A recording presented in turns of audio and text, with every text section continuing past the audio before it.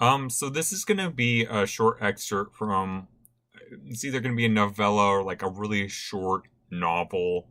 Uh I haven't been able to come up with a title for it, so right now I just call it The Dying Tree. It's about a little girl who's looking for a fountain of youth, because there's this tree that's very special to her that's dying, and she desperately wants to save it. Um, and This section is titled Dreamsong of the Giant Pine.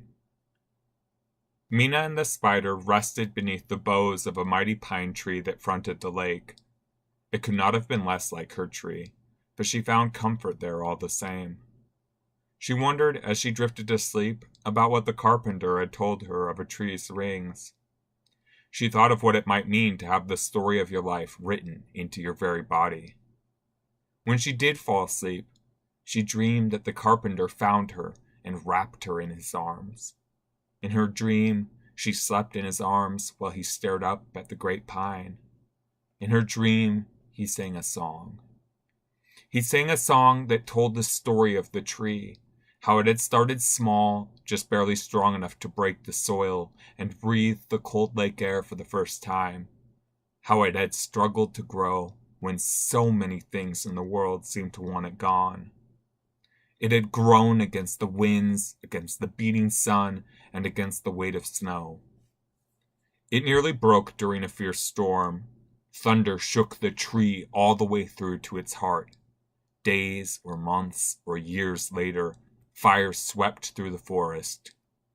The flames scorched the tree but did not consume it.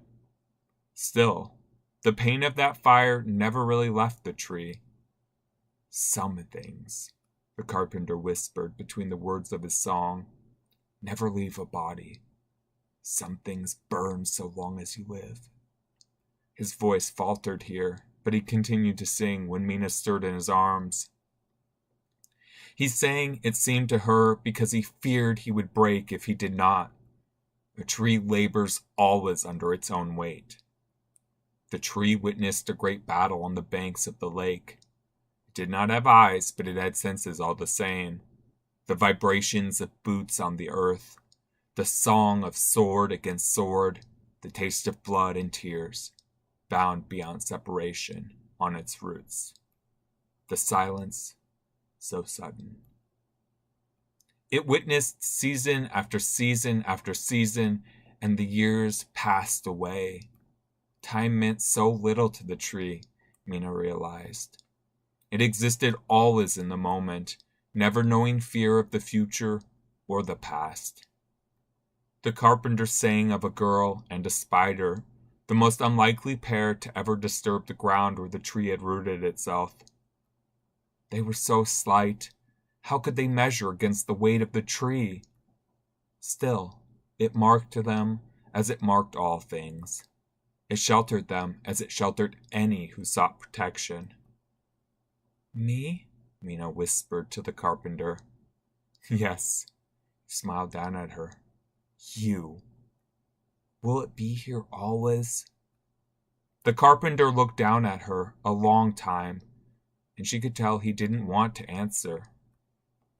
No, even the mightiest tree cannot stand forever and for always. Tears rolled down Mina's face, and the carpenter wiped them away with all the deftness in his artist's hands. Don't cry. Nothing that dies is lost. If a tree falls, it will not be wasted. Its heart will grow into the forest in the end. Or you'll find it, whispered Mina. You'll carve it into something true and something beautiful. Mina woke, her body curled around the spider and her forehead against the trunk of the great pine.